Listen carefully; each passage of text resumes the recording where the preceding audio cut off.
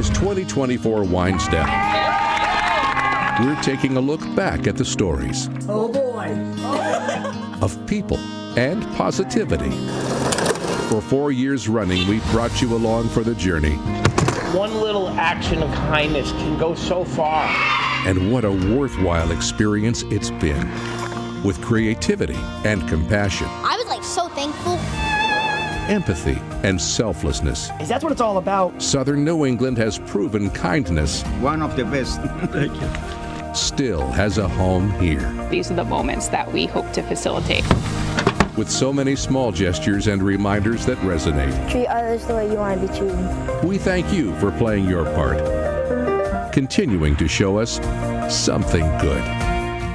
Good evening, everyone. Thank you so much for joining us for our 4th annual Show Us Something Good special. We're going to be bringing you all around beautiful Clark Farms in South Kingstown. When the world shut down in 2020, we vowed to bring you good news to offset all of the fear and panic that was happening. Here we are nearly 5 years later, and our mission is still going strong. We've brought you more than 600 stories of people and positivity. Southern New England is proving there are still great people making this world go round. That includes the younger generation who are doing their part. Like in Warwick, where the Cameron brothers held a free yard sale, so kids their age had some pretty cool toys to play with.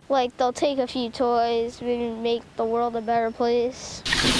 A South Kingstown teen held a book drive, collecting more than 1,600 of them for kids who otherwise wouldn't read. I'm just so happy that we could do this together and be able to help kids who might not have books at home. An 11-year-old from Westport sells dog and cat bandanas. She sells them to raise money for her local animal shelter. I found some over there. And 6-year-old Luca Arpin of Warwick started a poop scooping business, Poopa Scoopa Luca, so he could earn money to adopt a cat and help other animals. People hate picking up dog poop. I don't mind it. I don't mind it at all. Fall River's Jeremiah Lockery, a.k.a. Mr. Icy, started a small Spanish fruit business to help his parents buy a house. And North Attleboro's Jacob Corliss writes notes of positivity for people to find, hoping to lift their spirits. Why are you doing that? To spread love and kindness. And a group of North Attleboro boys saw Noah Paul playing by himself, so they asked him to play. He has Down syndrome. His mom says it was the first time he's ever been asked. Treat others the way you want to be treated. Nice job. And a Providence teen grew out his hair with one goal in mind: to help someone in need. Almost every day through the doors of Nathaniel Green Middle School in Providence, Emilio Santana, who wrestles independently for St. Raphael Academy, works with these guys. One of my top cheerleaders. Let's go, let's go, let's go. The 14-year-old was the state champ for his weight class. He says practice is a place for peace, among other things. I just let it all out on the mat. This season, things will look a little different. And when I say different, that's because up until a few weeks ago, his hair measured 2 feet long. I started growing out my hair in 3rd grade. It all started with a stranger that he saw. A little girl, and she was at the beach, and she was going to the water, and she took her hat off, and her hair went with it. We all have major moments that impact us, and for him, that was it. You could see that she was sad and, felt embarrassment, and that kind of just stuck with me. That's when he decided to do something good, making it his mission to grow out his hair so he could donate it to someone in need. Knowing how big of a part that could play in somebody else's life and, bring joy to them, it just made me want to take action. Wrestling with long locks was hard, and at times, so were the remarks. Boys shouldn't have long hair and stuff like that. I decided, as long as I'll get to see somebody smile and make their life better, I wanted to do it. A trip to the salon sealed the deal. I shed a few tears. Emilio's full head of hair is being donated to Hair We Share, a nonprofit that makes wigs for sick kids at no charge. Other places, charge for the wigs. I want the person to get my hair for free. He's even taking things a step further with a fundraiser in hopes of paying for the process of making one. To make a wig, it costs around $900 to $1,350. I want to make sure that, I put my all into this because, it's my hair. Putting his all into everything he does is something his coach can attest to. The moment he says he wants to do something, he's going to make sure that he gets it done. And fortunately, for the deserving boy or girl who get to wear his hair, he hopes they know not only did his hair grow, but his heart did too. To the person I'm giving my hair to, you're beautiful either way, you know, with hair, with no hair. And that I really hope my hair brings you joy and puts a smile on your face. While the younger generation showed a lot of love this year, so did those spending their golden years helping others. Like in North Kingstown, where 90-year-old Gary Peterson has been creating homemade music stands and donating them to the Kingston Chamber Music Festival for artists to perform with, and they're also auctioned off. In that same town, 83-year-old Lorraine Johnson is known as the Trail Mix Lady. After her husband's passing, she began making bags of sweetness, handing them out all over the community. Every day, 83-year-old Ronald Kobayashi walks around his Middletown neighborhood picking up trash and offering up a friendly wave to people passing by. I graduated. Yeah. And 96-year-old Arthur Masterson's family wouldn't let life pass him by before officially graduating. He finally received his high school diploma from E.G. High School. I told the superintendent, I said, you'll never know how much this meant to be able to give that to my dad for Christmas. Bristol's Genevieve Marzalak celebrated a major milestone, her 110th birthday, with a bash at the Bristol House of Pizza.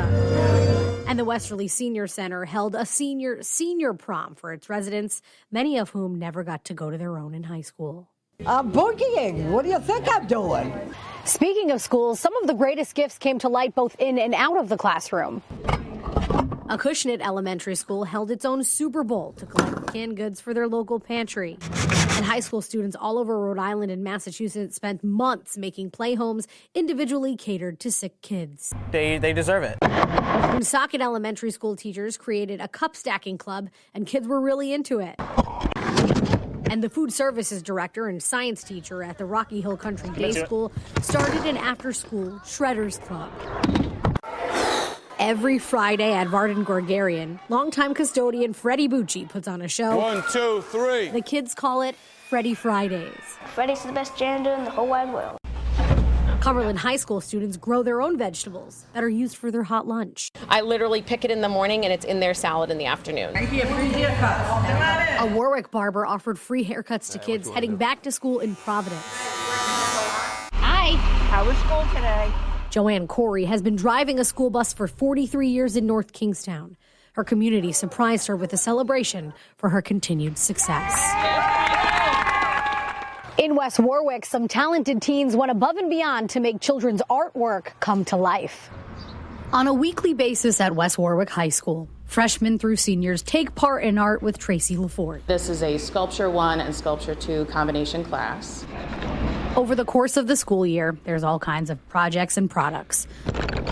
But all would agree there's one in particular that really stands out. This one's my favorite one. A few weeks ago, mere miles away, at Wakefield Hills Elementary School, Rachel Montanaro read Where the Wild Things Are, and then asked her kindergarten class to draw themselves as one. Their pictures were then gifted to students at the high school, but it's what they did with those pictures that brought pure joy all around. Then we took their drawings and we turned them into three-dimensional stuffed animals. For weeks, they worked on carefully crafting monsters drawn on paper into a plushie. For the final part of the project, the high schoolers took a trip to hand over their hard work. Each child was given their original artwork, along with their new furry friend. They were hugs, there were, photo opportunities. It just turned out to be such an enriching experience. Since their distribution, the kids can't get enough. Their teachers are proud to have planned something so successful. As a teacher, these are the things that we look for. These are the moments that we hope to facilitate. As we grow older and memories of projects we completed in school tend to fade away, it's safe to say all involved will always remember where their wild things are. When we come back, unexpected acts of kindness. Aren't they the best? Stick with us.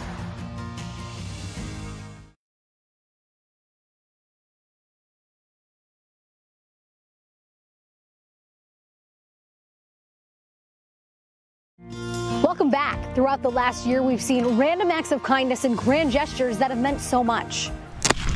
Like in Mansfield, where the Esposito family picks fresh flowers from their garden. Then they offer free bouquets to the community. Makes us feel like really good. It's probably one of my favorite parts.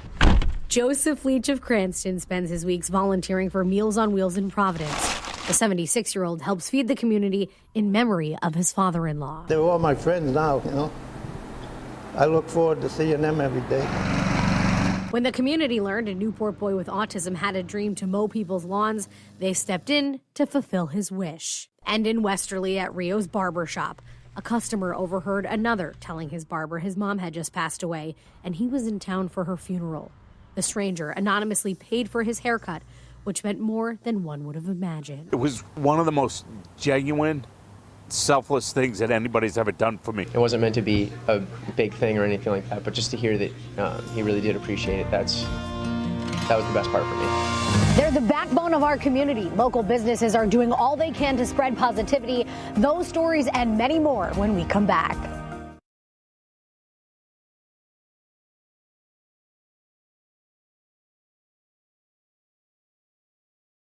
Welcome back to our Show Us Something Good Thanksgiving special. This year we've seen businesses, no matter how big or small, making differences in their communities. Like in Fall River, where Christopher's Restaurant set up a free fruit stand for people in need. It makes you smile because, you're doing something good for the community. Phoenix Coney Island was overwhelmed with people supporting their Pay It Forward deal. When there was a major heat wave, Bristol business owner Mason Phillips of MD Construction installed air conditioners for senior citizens for free. I thought that was a very heartwarming idea that someone would have to think about us in the hot weather. Hot Club in Providence collected thousands of mugs for the Mathewson Street Church Friendship Breakfast. Flowers by Burt and Peg offer free flowers each day if your name is out on their sign. I found that the most simple gestures sometimes are the most impactful. And Jade Bunn of Wakefield cooks weekly, giving families in need free food. If someone needs help, someone needs food, we're not going to ever say no. No problem. 2 laundromats in Fall River are offering free laundry through their Laundry Love program. And there are a lot of people in the city that need this help. I pledge allegiance to the flag. And the Eskimo King in Swansea gave out free ice cream to kids who could recite the Pledge of Allegiance. Shayna's Place is just that, a place for inclusion. Shayna has Down syndrome and loves to DJ. No matter what you're going through, she makes it all just a little better every day. And known as the Sign Guide, West Warwick business owner posts words of affirmation to spread positivity in memory of his son. I use it really just for joy, and it gives me so much more back. When it comes to talents and competitions, people have persevered with positivity. In Pawtucket, a lifelong 49ers fan was over the moon when his team took a trip to the Super Bowl.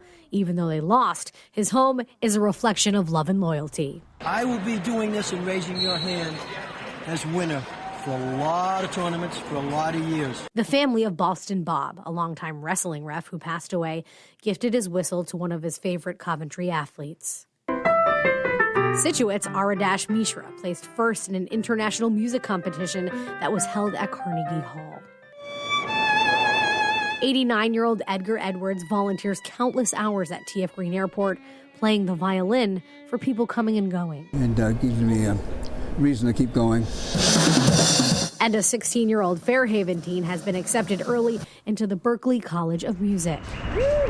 Ahead of the Boston Marathon, a Mansfield mom ran all around town in a T-Rex outfit to raise money for the Joe Andruzzi Foundation. Put the fun in fundraising. A Barrington woman has achieved her goal of running 100 half marathons. A lot of times I just think how lucky I am that I can do this. And the term pink out game for breast cancer was personal for players on the Prout and Cumberland lacrosse teams as both of their moms battled breast cancer. But I've never met anyone stronger than my mom for sure. A high school soccer game in Westerly is one that won't soon be forgotten when a lifelong Bulldog fan took to the field. On the turf of Augeri Field at Westerly High School. Come on, boys, let's go. The boys' soccer team is kicking things into gear. We need to communicate for the start of their season. Let's keep working. We have about 3 games a week. I like the movement. We practice 2 to 3 days. Let's go. For the last 2 years, head coach Angelo Luzzi Jr. has taken on the task of being the Bulldogs' leader. We're very family-oriented, and we're a team. We laugh together, cry together, run together, eat together. We do everything. And amongst his 32 players is an honorary member. Carlo, tell him, pick it up. Let's go. Carlo Intrieri. My mood can be down here, and if I see Carlo, I'm back up here. He's the best. Every time you're with him, he's always making people laugh around you. Carlo.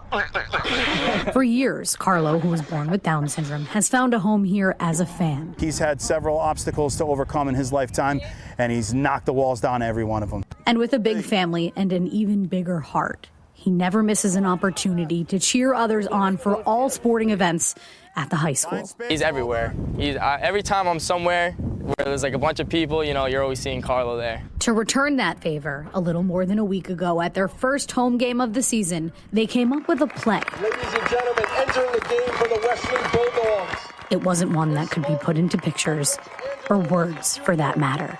Please give a Bulldog ovation for the Wesley Bulldog we all know and love, wearing number 40, Carlo Intrieri.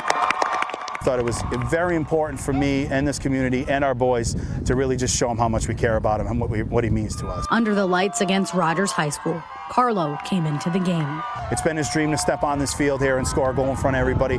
Wearing the number 40 and a smile that went on for miles, he scored. Goal, Wesley, number 40, Carlo Intrieri. In more ways than one. It was a beautiful moment, emotional moment, special moment for him, one that we'll never forget. While Carlo won't ever forget it, players say they feel the same. Coach Ange always telling us soccer is bigger than just a sport. All right, let's get back to work. And though the scoreboard said that they Come out here lost, with me. everyone on the home team would say otherwise. He deserves it. So we're very happy to have him. Right, buddy? Yeah, Doug. Yeah, Doug. Coming up, two dads who were once complete strangers have built a bond beyond expectation. The life-saving gesture that brought them together when we come back.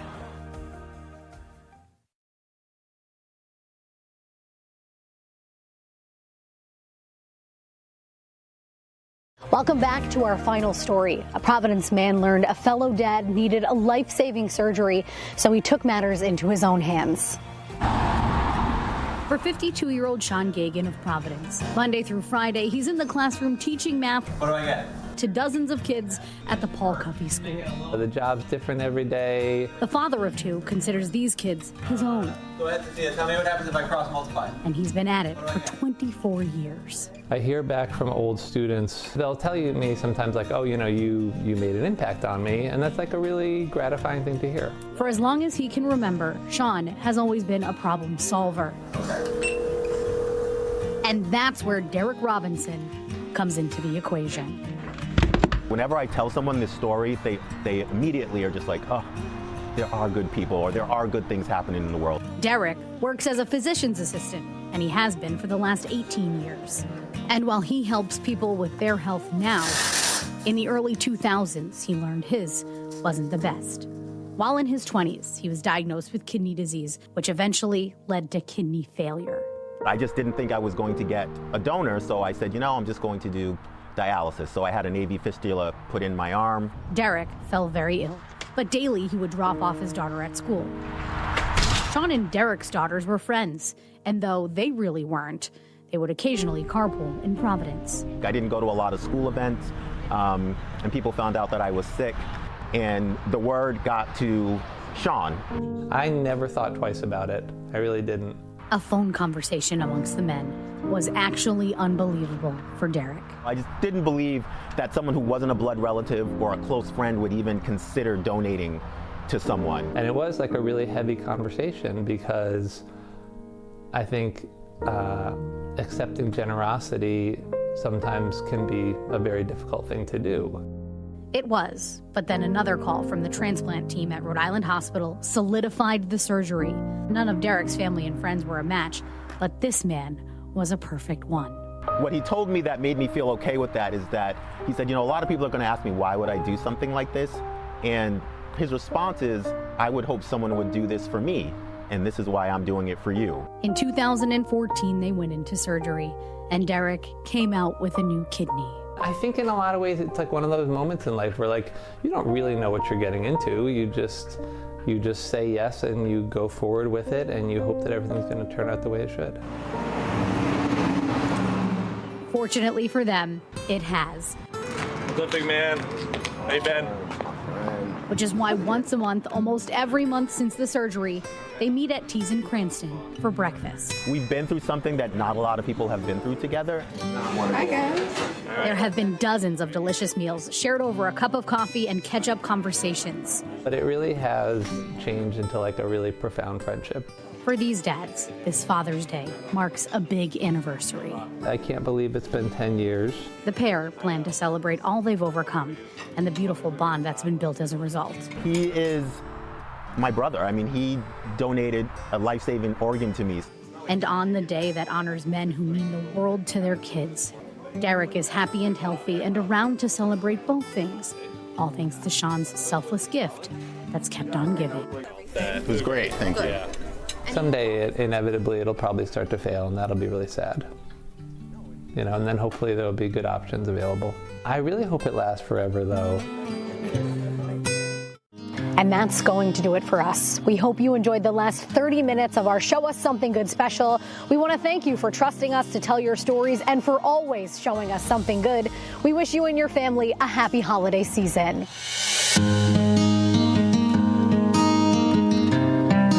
Spread love and kindness.